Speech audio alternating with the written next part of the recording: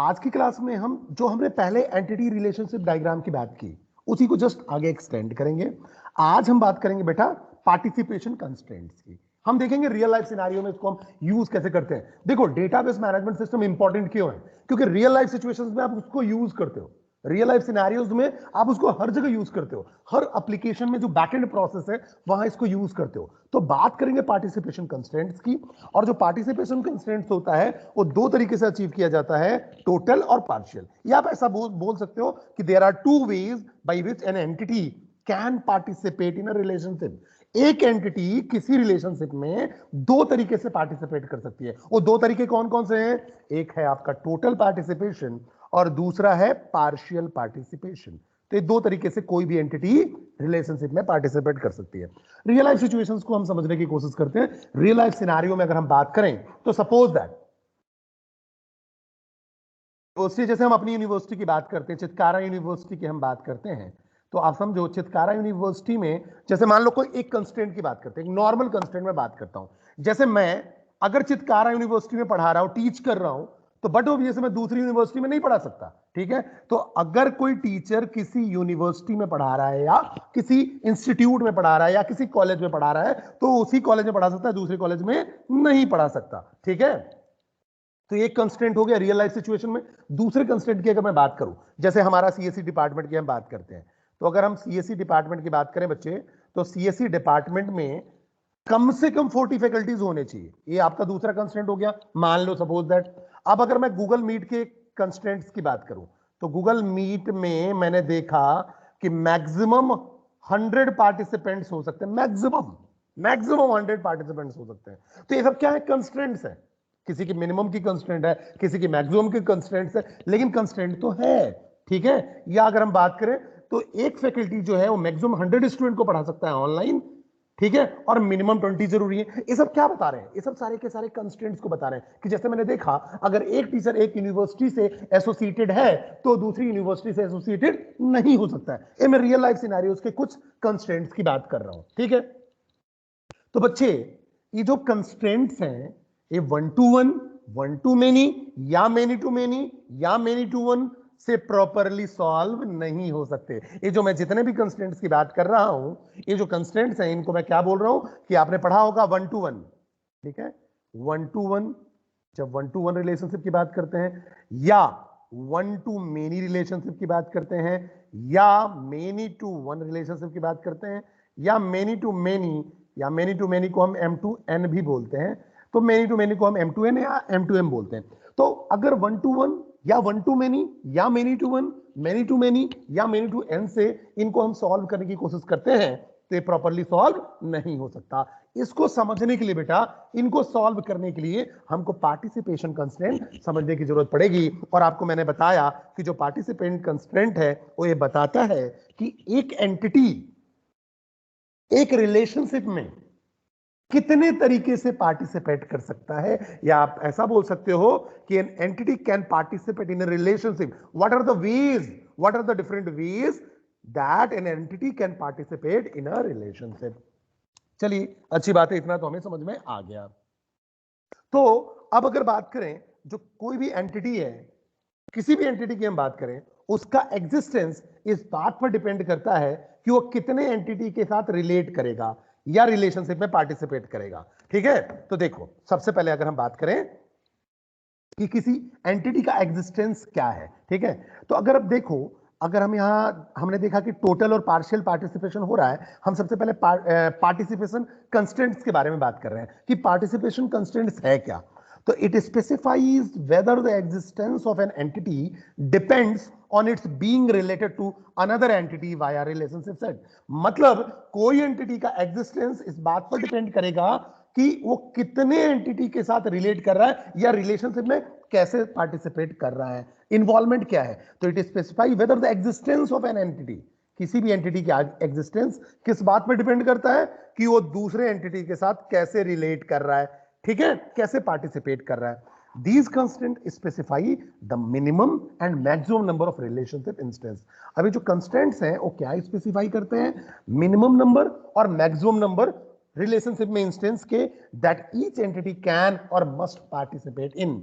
अब एक कंस्ट्रेंट क्या बताता है कि किसी भी एंटिटी को कितनी बार पार्टिसिपेट करना है, या करना पड़ेगा, या कर सकता है। कितनी बार मतलब मिनिमम कितनी बार और मैक्सिमम कितनी बार। जैसे मैंने बोला एक टीचर मिनिमम 20 स्टूडेंट को पढ़ाएगा, मतलब मिनिमम 20 स्टूडेंट होने चाहिए और मैक्सिमम 100 स्टूडेंट होने चाहिए। तो इसमें क्या समझ में आ गया, मिनिमम कार्डिनैलिटी क्या है, ठीक है, या मिनिमम पार्टिसिपेशन कितना है 20, ठीक है, और मैक्सिमम पार्टिसिपेशन कितना है 100। तो ये क्या स्पेसिफाई करता है constraint, minimum and maximum number of relationship instance को, ठीक है। अब देखो तो दो चीजें समझ में आई हमको, एक मैक्स कार्डिनैलिटी समझ में आई और एक मिन कार्डिनैलिटी समझ में आई। अगर हम मैक्स कार्डिनैलिटी की बात करते हैं बच्चे, तो मैक्स कार्डिनैलिटी का मतलब क्या हुआ, it defines the maximum number of times an entity occurrence participant in a relationship. जैसे यहां अगर हम बात करें तो यहां मतलब क्या हो गया 100, ठीक है। क्यों, क्योंकि ये बता क्या रहा है कि कोई एंटिटी कितना मैक्सिमम कितनी बार पार्टिसिपेट कर सकता है रिलेशनशिप में। और मिन कार्डिनैलिटी क्या बता रहा है, मिनिमम कार्डिनैलिटी ये बता रहा है कि कोई भी एंटिटी मिनिमम कितनी बार पार्टिसिपेट कर सकता है। तो अब मुझे समझ में आ गई बात कि अगर कोई एंटिटी है और कोई एंटिटी पार्टिसिपेशन करना चाहता है तो बट ऑब्वियस है उसके पास दो चीजें होंगी, एक आपका क्या होगा मिन कार्डिनैलिटी होगा और एक क्या होगा आपका मैक्स कार्डिनैलिटी होगा। अब अगर मिन कार्डिनैलिटी की हम अगर बात करेंगे तो मिन कार्डिनैलिटी मिनिमम कार्डिनैलिटी को बताएगा या मिनिमम नंबर ऑफ ऑकरेंसेस को बताएगा जो कि रिलेशनशिप में वो पार्टिसिपेट कर रहा था। और मैक्स कार्डिनैलिटी की बात करेंगे तो मैक्सिमम कार्डिनैलिटी क्या बताएगा कि मैक्सिमम नंबर ऑफ टाइम्स कोई एंटिटी रिलेशनशिप में पार्टिसिपेट कर रहा है, ठीक है। तो अब इसको हम समझने की कोशिश करते हैं। जैसे कि समझो अगर पार्टिसिपेशन कंस्ट्रेंट को हमको समझना है तो जैसे मैंने एक एग्जांपल लिया हुआ है, यह है आपका लैंग्वेज कोर्स, ठीक है। लैंग्वेज कोर्स में मान लो कि जैसे कि फ्रेंच की क्लास है, ठीक है। फिर अगर हम बात करें फ्रेंच की क्लास के बाद चाइनीज की क्लास है, चाइनीज लैंग्वेज सीखने के लिए क्लास है। फिर अगर हम बात करें तो जापानीज है मान लो, ठीक है। ऐसे करके डिफरेंट हमारे पास लैंग्वेज की क्लासेस हैं, ठीक है। चलो एक जर्मन भी हमने ऐड कर लिया कि जर्मन क्लास है, ठीक है, जर्मन का कोर्स है, ठीक है, जर्मन लैंग्वेज का कोर्स है। तो लैंग्वेज कोर्सेज में हमारे पास क्या है, डिफरेंट कोर्सेज हैं लैंग्वेज के, ठीक है, अलग अलग कंट्रीज के। जैसे हमने फ्रेंच ले लिया, चाइनीज ले लिया, जापानीज ले लिया और जर्मन ले लिया, ठीक है। अब मैं क्या कर रहा हूं, इनको रिलेट कर रहा हूं। तो ये आर क्या हो गया, डायमंड क्या बताता है रिलेशनशिप को, ये मैंने पहले बताया हुआ है। और एंटिटीज को आप किस में बताते हो, रेक्टेंगल में। तो लैंग्वेज कोर्स क्या हो गया, एंटिटी हो गया। और स्टूडेंट क्या हो गया, स्टूडेंट भी एंटिटी है तो इसको मैंने रेक्टेंगल में बता दिया। अब मैंने बीच में सिंपल रख दिया रिलेशनशिप आर। आप चाहो तो लैंग्वेज कोर्स लर्न बाई, यहां आप क्या लिख सकते हो, डायमंड के अंदर लिख सकते हो लर्न बाई स्टूडेंट, सिंपल। या लर्न सिंपल रिलेशनशिप में आप क्या लिखते हो, सिंपल ऐसा कीवर्ड लिखते हो जो दोनों को रिलेट कर पाए। तो मैं यहां कुछ भी लिख सकता हूं, लर्न लिख सकता हूं, स्टडी लिख सकता हूं, ठीक है। मैंने इसको सिंपल किया और बिल्कुल लिख दिया आर, मतलब लैंग्वेज कोर्स और स्टूडेंट में रिलेशनशिप है, ठीक है। मतलब स्टूडेंट लैंग्वेज कोर्स को सीख सकता है, ठीक है। चलो अच्छी बात है। और मैंने वैरायटीज भी आपको बता दी कि हमारे पास कौन कौन सी वैरायटीज हैं। हमारे पास फ्रेंच है, चाइनीज है, जापानीज है। तो मैं इसको बोलता हूं फ्रेंच, चाइनीज, जापानीज और जर्मन। चलिए अच्छी बात है, चलिए ठीक है। अब देखो, अब समझने की कोशिश हम करते हैं। अब मेरे पास यहां पास कुछ कंडीशंस हैं बेटा। कंडीशंस क्या है कि एक कोर्स, कॉलेज का कहना ये है या यूनिवर्सिटी का ये कहना है कि मैं लैंग्वेज कोर्स का कोई भी कोर्स तब रन करूंगा जब मिनिमम 3 स्टूडेंट हो। समझते चलना मेरी बात को। चलो अच्छी बात है, मैंने मिनिमम क्या ले लिया, 3 स्टूडेंट होने चाहिए। और मैक्सिमम मान लो कि मैक्स में जो स्टूडेंट ले रहा हूं वो मैक्सिमम 10 ले रहा हूं। समझो मेरी बात को फिर से। मतलब कोई भी यूनिवर्सिटी, मैं किसी भी यूनिवर्सिटी का एग्जांपल मान लो, तो कोई अपनी यूनिवर्सिटी का हम एग्जांपल लेके चलते हैं। तो चित्कारा यूनिवर्सिटी का कहना है कि मैं फ्रेंच का या चाइनीज या जापानीज या जर्मन कोर्स में तभी रन करूंगा, जैसे अगर मुझे फ्रेंच कोर्स रन करना है तो उसके अंदर कम से कम 3 स्टूडेंट होंगे तभी फ्रेंच कोर्स चालू होगा। अब वैसे ही सेम अगर चाइनीज की बात करें तो कम से कम 3 स्टूडेंट तो होने ही होने चाहिए। मैक्सिमम 10 हो सकते हैं, 10 से ऊपर भी नहीं होंगे, ठीक है। 10 से ऊपर अलाउ नहीं करूंगा मैं। इससे नीचे 3 से अगर नीचे होते हैं कोई स्टूडेंट तो लैंग्वेज कोर्स चालू नहीं होगी, वो रन नहीं होगी। मतलब अगर जर्मन कोर्स चालू करना है तो मिनिमम 3 एनरोलमेंट होने चाहिए, 3 स्टूडेंट कम से कम होने चाहिए उस कोर्स के अंडर में, तभी वो चालू होगा। चलिए अच्छी बात है। अब अगर मैं बात करूं तो ये तो मुझे समझ में आ गया, मिनिमम 3 होने चाहिए, मैक्सिमम 10। अब अगर मान लो मैं स्टूडेंट की बात करूं तो स्टूडेंट को कंपलसरी नहीं है कि कोई ना कोई लैंग्वेज सीखनी ही सीखनी है। समझो मेरी बात को, यूनिवर्सिटी का रूल है कि स्टूडेंट कोई लैंग्वेज सीखे ना सीखे कोई दिक्कत वाली बात नहीं है।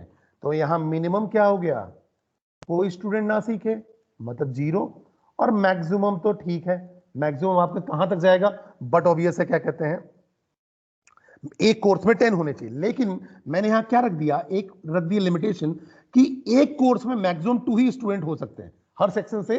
अगर मान लो मैंने ऐसा रख दिया कि एक सेक्शन से मैक्सिमम 2 ही हो सकते हैं, और कोई ना जाए तो कोई दिक्कत ही नहीं है, कोई नहीं जाए तो भी दिक्कत नहीं है, मतलब कोई लैंग्वेज कोर्स नहीं सीखना चाहता ना सीखे, कोई बात नहीं। तो अब अगर मैं इसको मैप करके आपको बताऊं कार्डिनैलिटीज के थ्रू, याद करो मैंने कार्डिनैलिटीज जब पढ़ाई थी, तो अगर मैं इसको मैप करके बताऊं तो मैपिंग कैसी होगी समझो।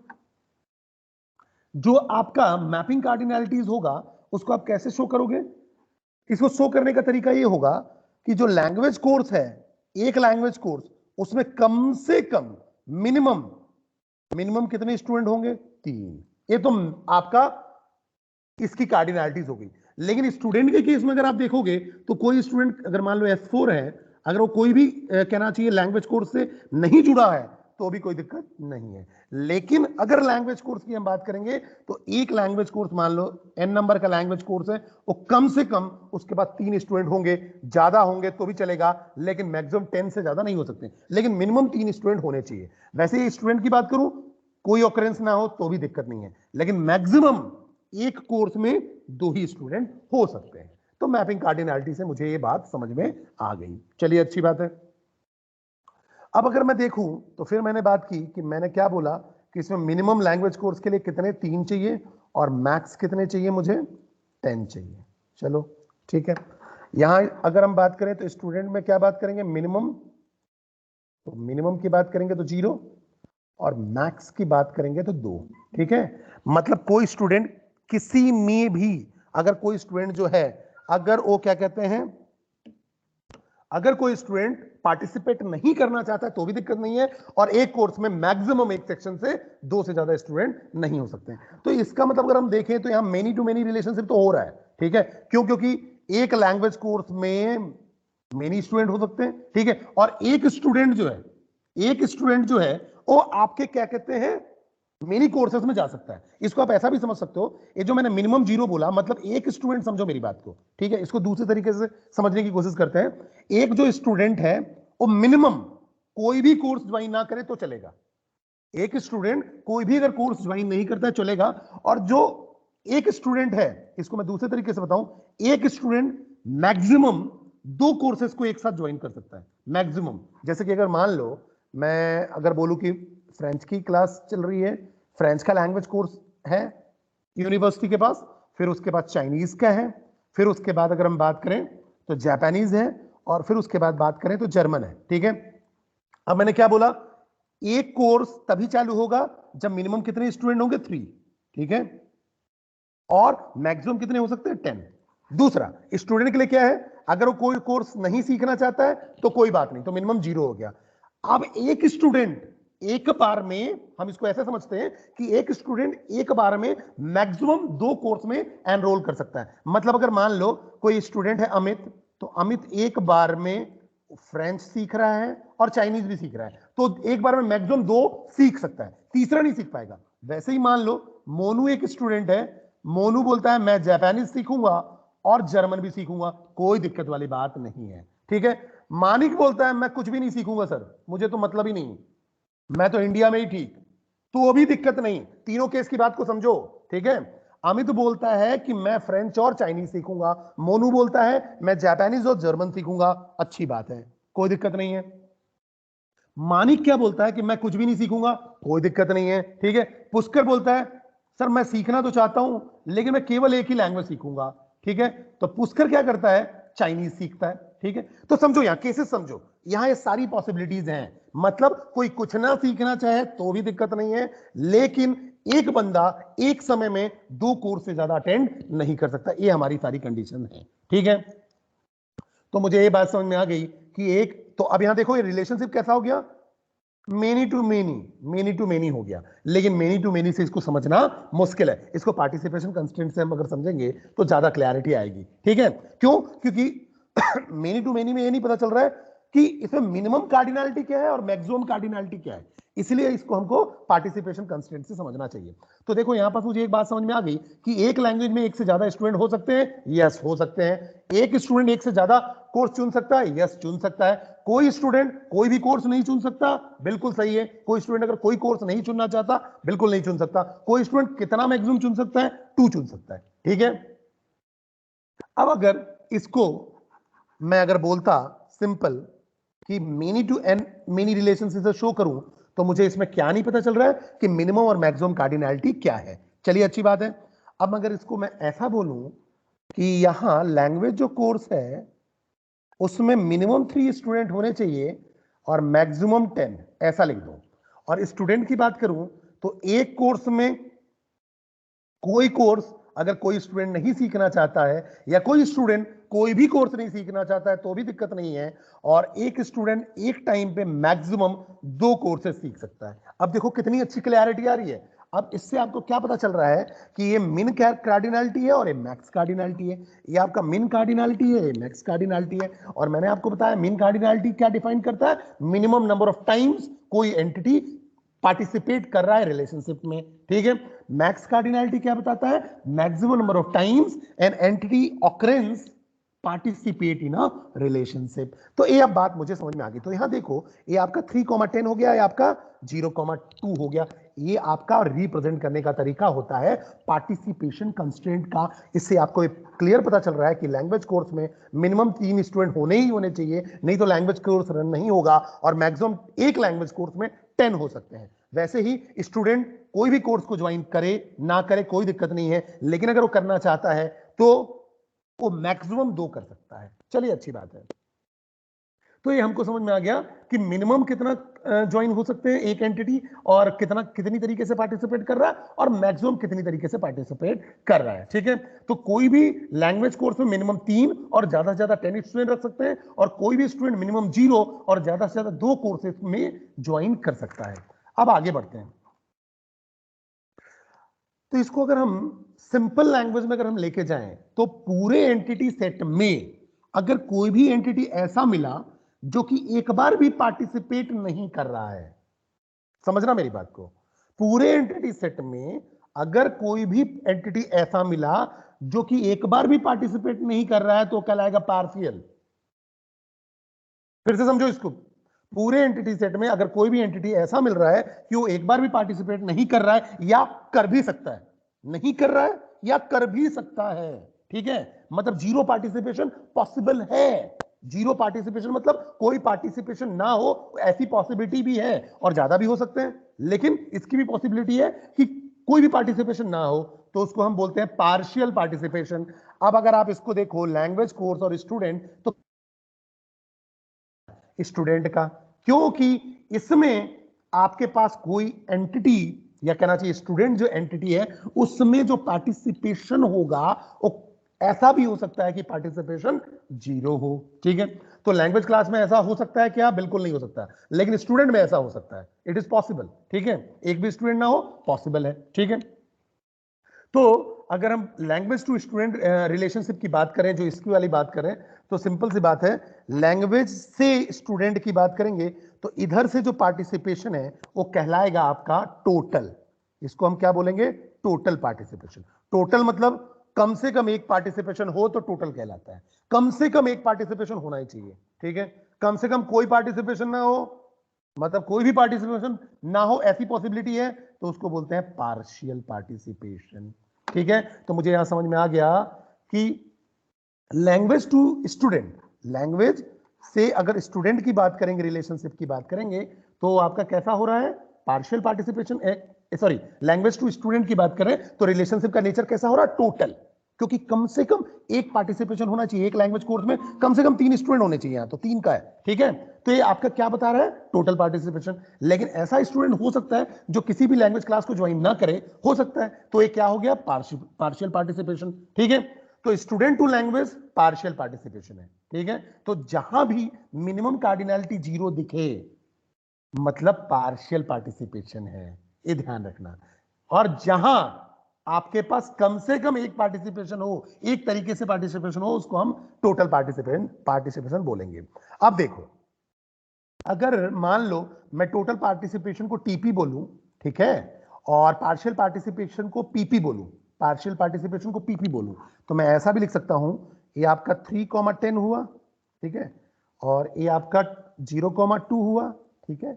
अब ये आपका क्या बता रहा है, टोटल पार्टिसिपेशन, और ये क्या बताएगा, पार्शियल पार्टिसिपेशन। ये दूसरा तरीका है रिप्रेजेंटेशन का, ठीक है। अब इसको और भी दूसरे तरीके से रिप्रेजेंट कर सकते हैं।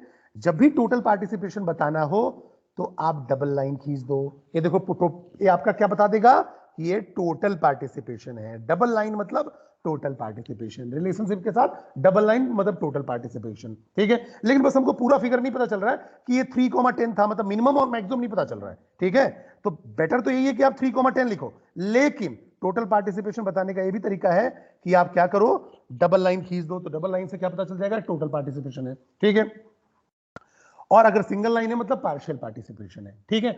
लेकिन इस पर्टिकुलर डायग्राम को देख के पता नहीं चलता कि मिनिमम और मैक्सिमम क्या है। यहां देखो, यहां भी नहीं पता चल रहा है, लेकिन अगर मैं 0,2 लिखता तो हमें पता चल जाता कि हाँ, मिनिमम 0 स्टूडेंट और मैक्सिमम 2 स्टूडेंट की बात कर रहे हैं, ठीक है। लेकिन प्रेजेंटेशन के तरीके हैं, तो ध्यान रखिएगा, डबल लाइन मतलब टोटल पार्टिसिपेशन, सिंगल लाइन मतलब पार्शियल पार्टिसिपेशन। ये भी एक तरीका है टोटल और पार्शियल को रिप्रेजेंट करने का। जैसे टीपी और पीपी लिख दो, जैसे आप सिंपल पहले लिख रहे थे 3,10 लिख दो, और यहां 0,2 लिख दो।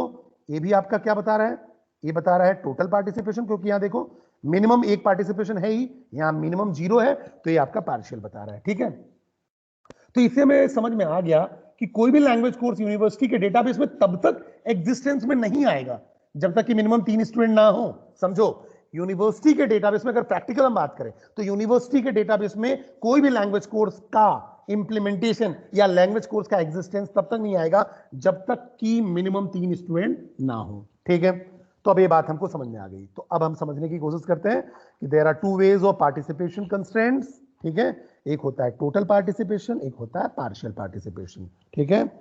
अब टोटल पार्टिसिपेशन मैंने आपको बताया, डबल लाइन से आप बताते हो, ठीक है। और ये क्या स्पेसिफाई करता है कि कम से कम एक का पार्टिसिपेशन मस्ट है, ठीक है, कम से कम एक का। इसलिए इसको हम मैंडेटरी पार्टिसिपेशन भी बोलते हैं, क्योंकि कम से कम एक पार्टिसिपेट करेगा ही करेगा, ठीक है। ये double line between the entity and relationship से हम इसको रिप्रेजेंट करते हैं ईआर डायग्राम में, ठीक है। तो जैसे कि अगर मैं बात करूं, जैसे यहां अगर ये दूसरा एग्जांपल लिया हुआ है, अगर हम पिछले एग्जांपल की हम बात करते हैं इसकी, तो इसमें हम ऐसा बता सकते थे, अगर आप देखो तो यहां ये डबल लाइन क्या शो कर रहा है, टोटल पार्टिसिपेशन की, ठीक है। अब अगर मैं दूसरे एग्जांपल की अगर एक बात करूं, ठीक है, जैसे यहां मान लो मैं एक दूसरा एग्जांपल बेटा एंटायरली डिफरेंट है। जैसे यहां अगर मैं बात करता हूं कोर्स की, ठीक है, ठीक है। अब समझो, कोई स्टूडेंट, अब एक कोर्स की बात कर रहे हैं, कोर्स मतलब मान लो बीई है, एमटेक है, डिप्लोमा है, मैनेजमेंट है, फार्मेसी है, ठीक है। एक कोर्सेज की बात कर रहे हैं। अब अगर देखो स्टूडेंट की बात करें, अब कोई भी स्टूडेंट अगर यूनिवर्सिटी में एनरोल करना चाहता है तो सिंपल सी बात है, उसको किसी ना किसी कोर्स में एडमिशन तो लेना पड़ेगा। कोई भी स्टूडेंट अगर किसी यूनिवर्सिटी में एनरोल करना चाहते हैं तो किसी ना किसी कोर्स में उसको एनरोल करना ही पड़ेगा। तो मिनिमम क्या हो गया, 1, मिनिमम 1, ठीक है। और इसके पास मान लो सर्टिफिकेशन कोर्स भी है, मशीन लर्निंग, ठीक है, डीप लर्निंग, ठीक है, एआई, ठीक है। तो ये क्या कर सकता है, दूसरे सर्टिफिकेट कोर्स में भी एनरोल कर सकता है। तो मिनिमम तो 1 हो गया, मुझे ये समझ में आ रहा है, और मैक्सिमम मान लो 3 कर देते हैं। मैक्सिमम एक साथ 3 कोर्स में ये आपका एनरोल कर सकता है। 3 कोर्स मतलब बी के साथ एमटेक नहीं करेगा, सर्टिफिकेशन के कोर्स कर सकता है। तो मैं मान लिया कि अगर स्टूडेंट यूनिवर्सिटी में एनरोल करना चाहता है तो पक्का है कि कम से कम एक पार्टिसिपेशन तो होना ही चाहिए, किसी ना किसी एक कोर्स में एनरोल करना ही पड़ेगा। ठीक है, तो स्टूडेंट से कोर्स के बीच में रिलेशनशिप क्या हो गया, टोटल। तो देखो टोटल मैंने यहां डबल लाइन से बता दिया स्टूडेंट, तो यहां here double line between the entity set student and relationship set enrolled in, यहां एनरोल्ड इन कोर्सेज क्या बता रहा है, total participation. It specify that each student must be enrol in at least one course, एक course में तो कम से कम करेगा, और मैंने मैक्सिमम भी बता दिया कि 3। ठीक है, लेकिन अगर मैं देखूं, समझो मेरी बात को, अगर मैं इसको देख के बोलूं तो यहां मुझे इसको देख के बस इतना समझ में आता है कि स्टूडेंट को किसी ना किसी कोर्स में एनरोल करना पड़ेगा, मैक्सिमम नहीं पता चलता। ठीक है, लेकिन इसको भी हम टोटल पार्टिसिपेशन बोलेंगे, तो इसलिए मैंने यहां बोला it is specify that each student must be enrol in at least one course. दूसरी बात, अगर कोई कोर्स में एडमिशन नहीं होगा, समझो मेरी बात को, अगर कोई कोर्स है जिसमें एडमिशन नहीं हुआ तो भी कोई दिक्कत नहीं है। कोई कोर्स में, कोई भी कोर्स है उसमें अगर कोई भी स्टूडेंट नहीं है तो कोई दिक्कत वाली बात नहीं है। तो देखो इसलिए कोर्स से स्टूडेंट के बीच का जो रिलेशनशिप है वो आपका क्या है, पार्शियल है, सिंगल लाइन से डिनोट हो रहा है, क्योंकि किसी भी कोर्स में कोई स्टूडेंट ना हो तो भी चलेगा। ठीक है, तो पार्शियल पार्टिसिपेशन को हम सिंगल लाइन से बात करते हैं, सिंगल लाइन से रिप्रेजेंट करते हैं।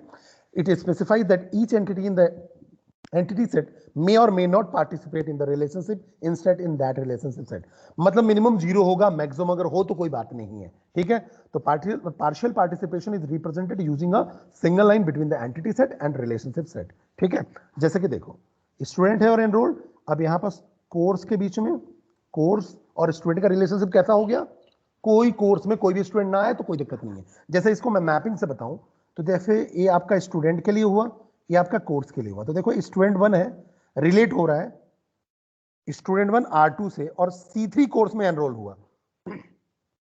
अब स्टूडेंट R2 R1 से रिलेट होकर C1 कोर्स में एनरोल हुआ। S3 भी C3 में एनरोल्ड हुआ, एक कोर्स में मल्टीपल स्टूडेंट हो सकते हैं। S4 भी आपका C3 में एनरोल हुआ R4 के थ्रू, लेकिन देखो C4 में कोई स्टूडेंट नहीं है, तो ये पार्शियल पार्टिसिपेशन को बता रहा है, तो कोई दिक्कत वाली बात नहीं है। तो यहां देखो single line between the entity set, course and relationship set enrolled in signifies partial participation. It is specified that there might exist some courses for which no enrollments are made. तो देखो यहाँ C4 में कोई enrollment नहीं हुआ. Every student in student entry set is participating in relationships, but there exists a course C4 which is not taking part in a relationship. तो minimum cardinality क्या बताता है, whether the participation is partial और total. अगर minimum cardinality 0 है तो partial है, अगर मिनिमम कार्डिनैलिटी 1 है तो क्या बताता है, टोटल पार्टिसिपेशन है। और टोटल को डबल लाइन से और कहना चाहिए पार्शियल को सिंगल लाइन से बताते हैं। Is that clear to all of you, yes और